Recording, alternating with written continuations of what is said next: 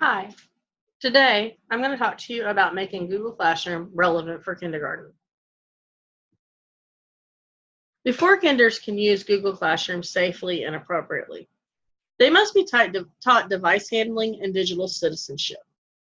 Just because we are growing up in an age where toddlers often use their parent's cell phone more than the parent does, do not assume that they know how to properly care for a device. Before you begin, explicitly teach proper handling and care of devices, such as using two hands when walking and keeping food and drink away from the device. It is also important to discuss keeping personal information private and communicating with respect towards others at this age. So now that we have that out of the way, I'm going to show you how I set up my Google Classroom for kindergarten. First of all, you need to make sure that your school has a Google Suite membership and that all students have a school email account. Once this is in place, setting up the classroom is a breeze. So the first thing you're going to do is log into Google Classroom, which if you'll see this circle right here, I'm already logged in using your school email account. Beside it, you have 9 dots. You can click on these dots to access any of your apps, including Google Classroom. So the first thing you're going to do when setting up a new Google Classroom is press the plus sign, and you'll get the option to join a class or create a class. So I'm going to click Create a Class. And your next screen, it's going to ask you to name your class. And I always put the year after it. That way I can access information later much easier. It asks you to put a section number, a subject, and a room number. When you're done, you just press Create. You can enter any or all of those options. Now, once it creates the class, it takes just a few minutes. It will log. You'll see another screen pop up. So once this screen pops up, you can either choose to share that code that it gives you with your classroom for them to enter themselves, which this is the code right here. Or what I prefer with kindergarten is to go to people and invite them by putting their email addresses in. That way they just got to press join and we're good. Because kindergartners would have a hard time trying to find all of these keys, especially at the beginning of the year. So not only can you add students, you can also add other teachers if you wanted to share your work area across the grade level. So like 3 kindergarten teachers and one of them isn't as tech savvy as the others, but you want all kindergartners to have that equal experience. You could begin by setting up one classroom and sharing it with all of them. Once you have students in here, there'll be a button where you can press more and add guardian emails. This will allow guardians to have a choice to get weekly updates as to whether or not there's missing work. It would also give you a chance to send emails either individually or out like a class like you would do for a newsletter.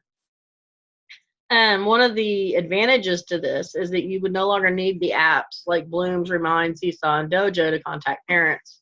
But I can't show you all that right now because it's summertime and you have to have student emails to invite them to your class, and I don't have any students right now.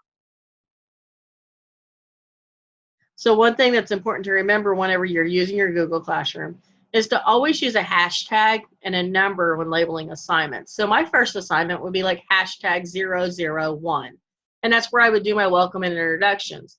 And then my next one would be hashtag 002, and so on and so forth. The advantage to this is when you're looking for stuff later on after you've archived the class, you don't need to recreate it every year. You can transfer it between classes.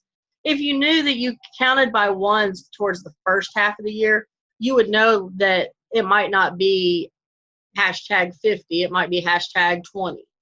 And you can kind of get an idea of where to look for that information. Whereas if you did it alphabetically without the numbers, you would have to, first of all, remember what you titled the assignment, which, I mean, introductions, welcome, there's a big difference there.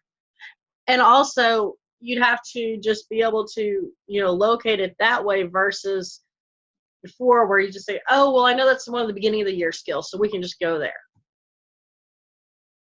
So the first assignment that I like to use with my class is Flipgrid. And if you don't have a Flipgrid account, they're free. Oh, I don't even know what happened right there. So let's try that again.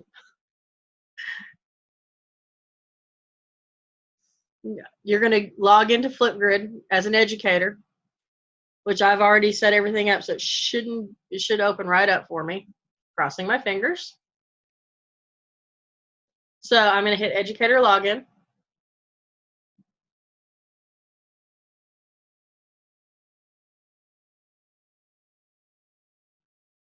And I like to use this resource because it enables the students to learn about each other without having to read or type. And the best thing I like about it all is that there is a share to Google Classroom thing. So this is one I've already set up, and I'm just going to click share to Google Classroom. And then it's going to pop up a screen and ask me which classroom I would like to share it to, because I have several for all the different rehearsals I have done to record this. So I'm going to choose the class that I want, which I think it's this one today. I'm going to choose an action, which is to create an assignment, and I'm going to press go. My assignment is introductions, and my instruction, which my kids can use their Chromebox to have it read it back to them, is please tell us your name and your favorite color. And then I'm going to give it a due date of June 18th, just because that's where I'm at. And a topic of welcome. I'm also going to assign it points value so that it will notify me in Google Classroom if they have not turned in the assignment. Then I press assign, and it is assignment. So when I click on Google Classroom,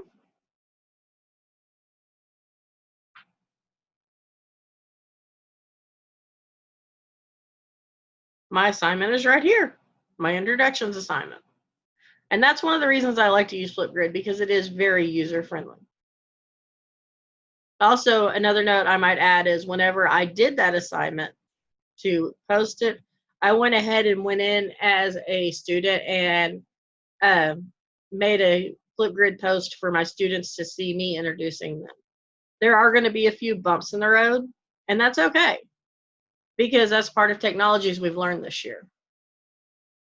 So the nice thing about Google Classroom is that it's very easily integrates with everything in the Google Suite. You can put slides, sheets, docs, your Gmail's right there. You can use YouTube videos. You can use different apps that you've added on or purchased. There's a great text-to-speech app, and they all go right inside your Google Drive. So when you're posting assignments, it's also important to post non-digital assignments as well as digital assignments to kind of get a workflow that your parents can see. And one thing I liked is incorporating a parent's corner on your assignment page, so you can kind of explain what your objectives were and maybe give talking points to the parents to discuss with their children when they're home. So when they get home, when the student says, I don't remember, I don't know, they could have a pointed question to ask them about. So one of the great features of Google Docs is the text-to-speech. So I have set up this page ready to go to show you how this tool works. Takes it just a few seconds to load, but it comes in very handy for kinders who do not yet have the capabilities of reading and writing. So you're going to click on Tools, and you're going to come down to voice typing, which it's not quite ready yet. Give it just a second. Try that again. There we go. Click on voice typing, and then you're going to click to speak. Hi, my name is Kelly, and I like to use text-to-speech to record my thoughts. Or actually, I think that's supposed to be speech-to-text.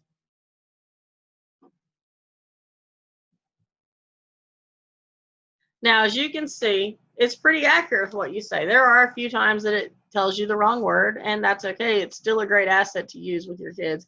It allows them to have some independence. If you use that along with the AudioVox and Chrome, you're going to have less interruptions at your teacher table, and you're going to foster a greater independence among your students when they're creating things. So one of the assignments that I like to use is to use Google Slides to let students create their response. So like for math, I would have a slide on this side that says how many are there, and it would have a number. On this side, under student response, the students would have to insert how many. So you could do this as a collaborative effort with a group. You could do it as your whole class working on it, or you could send out one to each individual student to see what their knowledge is at. Another thing you can do is create a slide for word families. And this is another one that works really good when you assign it to small groups of students. But you put the word family you're looking for, and they use their speech to text to search out pictures or images of words that have that ending. So you can also incorporate manipulatives with like Google Sheets. It's like graphing the weather or even counting bears. So how many yellow and how many red did each group have in their pile? Another great app that Google has, or that works with Google, is called Fluency Tutor. Fluency Tutor is a way for students to practice their reading in a real environment where it's recorded on the computer for you to listen to at any time.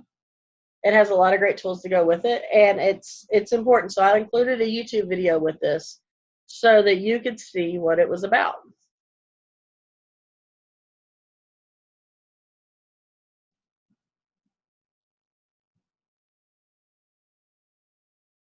To improve their reading aloud. This easy-to-use app lets students practice and record reading assignments at their own pace and away from schoolroom pressures. It's more flexible and less stressful than asking shy or reluctant young people to read aloud in class. And just as importantly, it helps busy teachers give feedback and track each student's reading progress over time. Okay, let's see Fluency Tutor for Google in action. Your students can pick content from the web or a Google document to practice their reading anytime. While they're rehearsing their chosen passage, there's help from friendly support tools for less confident readers. Text-to-speech lets students hear the passage read aloud, along with help from on-screen highlighting. Select an unfamiliar word to see its dictionary definition and hear it read aloud. There's more support from a picture dictionary. And there's a translator to help English language learners. When they're ready, students can record chosen passages on their laptop, tablet, or Chromebook. There's no pressure. They can practice as many times as they like. This dashboard lets teachers see when students have read a passage. Listen to students' recordings and give feedback, wherever and whenever it suits you best. Fluency Tutor for Google adds powerful analytical tools. These tools let teachers assess each student's reading for speed and accuracy, pointing out errors like mispronunciation and hesitation. Fluency and comprehension scores can easily be exported to Google Sheets, letting educators keep a running record of each student's reading progress. Teachers can also select a preferred passage and share it instantly via Google Drive or Google Classroom, either with individual students or groups. You can easily create your own custom content from the web using the Fluency Tutor for Google Chrome extension. Or, if you're stuck for ideas, there's a library of over 400 leveled reading passages to pick from, ranked by Lexile level, reading age, or content tags for easy selection and sharing. You can customize assignments by fine-tuning speech and language settings, and even include comprehension questions to further assess students' understanding of the passage. Fluency Tutor integrates with Google Apps for Education, so it's a fantastic addition to Google-friendly classrooms. Try Fluency Tutor for Google today. It's free and give every student a valuable reading boost.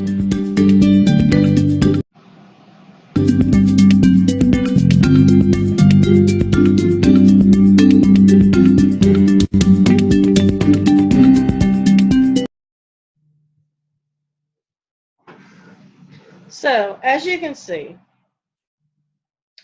there are many things that you can use with Google Classroom with Kinders. This is just the tip of the iceberg. The most important thing to remember is that if you think they can, they will. So get out and give it a try. Thank you, and I hope you enjoyed the video.